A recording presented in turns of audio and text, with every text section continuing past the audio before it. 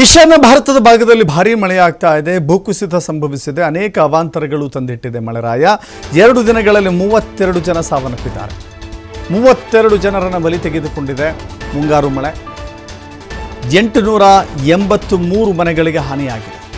ಈಶಾನ್ಯ ಭಾರತ ಅಂತ ಹೇಳಿದ್ರೆ ಸಿಕ್ಕಿಂ, ಮಣಿಪುರ ಆ ಭಾಗದಲ್ಲಿ ಭೂಕುಸಿತ ಅಪಾರ ಪ್ರಮಾಣದಲ್ಲಿ ಸಂಭವಿಸಿದೆ, ಹಾನಿಯಾಗಿದೆ. ಅಸ್ಸಾಂನಲ್ಲಿ ಬ್ರಹ್ಮಪುತ್ರ ನದಿ ಉಕ್ಕಿ ಹರಿತಾ ಇದೆ. ಉತ್ತರ ಪಶ್ಚಿಮ ಬಂಗಾಳದಲ್ಲಿ ತೀಸ್ತಾ ನದಿ ಆರ್ಭಟ ಹೇಳುತ್ತಿರೋದಾಗಿದೆ. ಸಿಕ್ಕಿಂನಲ್ಲಿ ನಿರಂತರವಾಗಿ ಮಳೆಯಾಗ್ತಾ ಇದೆ. ಭೂಕುಸಿತ, ಸಂಚಾರ ಬಂದಾಗಿದೆ. ಇನ್ನು ಸಿಕ್ಕಿಂನ ವಿವಿಧೆಡೆ ಸಿಲುಕಿರುವಂಥ 1500 ಪ್ರವಾಸಿಗರು ಅಲ್ಲಿ ಸಿಲುಕಿದ್ದಾರೆ.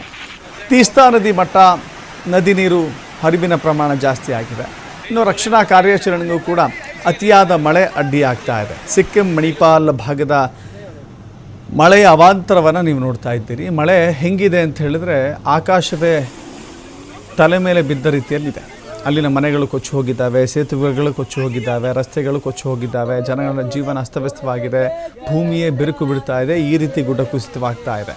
ಇನ್ನು 883 ಮನೆಗಳು ನೆಲಸಮವಾಗಿದ್ದಾವಂತೆ. ಇನ್ನು ಅಲ್ಲಿನ ಜನಜೀವನ ಎಷ್ಟು ನರಕಮಯ ಯಾತನೆಯನ್ನು ಅನುಭವಿಸ್ತಾ ಇದ್ದಾರೆ ಅನ್ನೋದನ್ನು ದಯವಿಟ್ಟು ಹೇಳಬೇಕಾಗಿಲ್ಲ.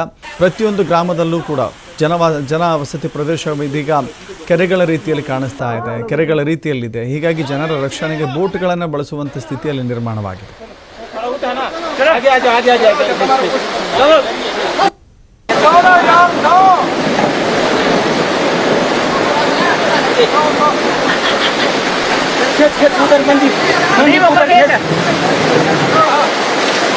आराम से आगू बस बस बस बैठो बस बस बस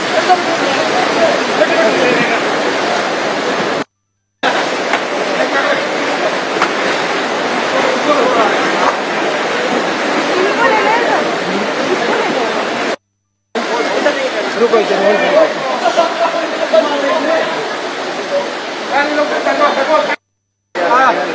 पता है कोई ना बोल दिए मुझे आने वाले हां तो तुम सब लगा दो ये चला दो इसको सब बताइए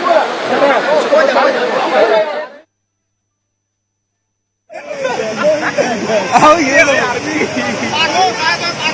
ए जा वाला अभी जा ए ना यार ना आजन और भी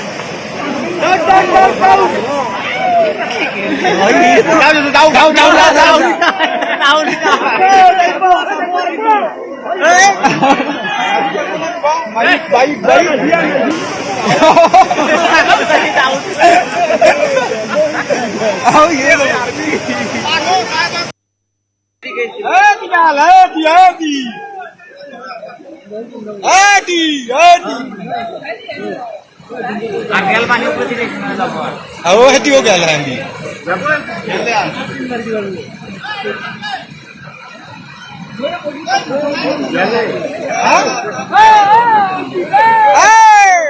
कोई बार क्या ओदी तक जाने वो बार लोई नेने तो बोलಲ್ಲ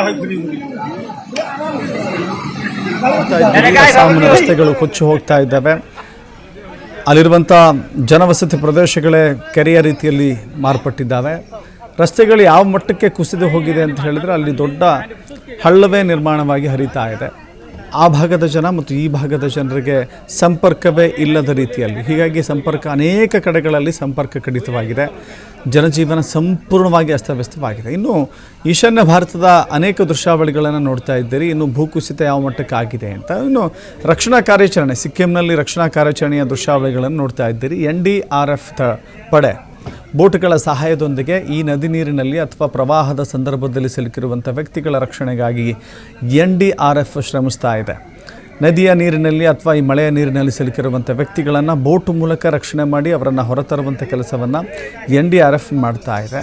ಇನ್ನು ಮನೆಗಳು ಕುಸಿತವಾಗಿ ಅವಶೇಷಗಳ ಅಡಿಯಲ್ಲೇ ಸಿಲುಕಿರುವಂಥ ಸಾಧ್ಯತೆಗಳು ಕೂಡ ಇರೋದರಿಂದ NDRF ನಿರಂತರವಾಗಿ ಶ್ರಮ ಹಾಕ್ತಾ ಇದೆ. ಒಟ್ಟಿನಲ್ಲಿ ಈಶಾನ್ಯ ಭಾರತದ ಹಲವು ರಾಜ್ಯಗಳಲ್ಲಿ ಇಂಥದ್ದೇ ಪ್ರವಾಹದ ಸನ್ನಿವೇಶ ಇದೆ. ಇನ್ನು ಜೂನ್ ಆರಂಭದಲ್ಲಿಯೇ ಇಷ್ಟು ದೊಡ್ಡ ಪ್ರವಾಹದ ಪರಿಸ್ಥಿತಿ ಎದುರಿಸಬೇಕಾದ್ರೆ ಮುಂದಿನ ದಿನಗಳಲ್ಲಿ ಎಂಥ ಕಠಿಣ ಸನ್ನಿವೇಶಗಳು ಬರಬಹುದು ಅಂತ ಹೇಳಿ ಅಲ್ಲಿನ ಜನ ಆತಂಕ ಪೀಡಿತರಾಗಿದ್ದಾರೆ.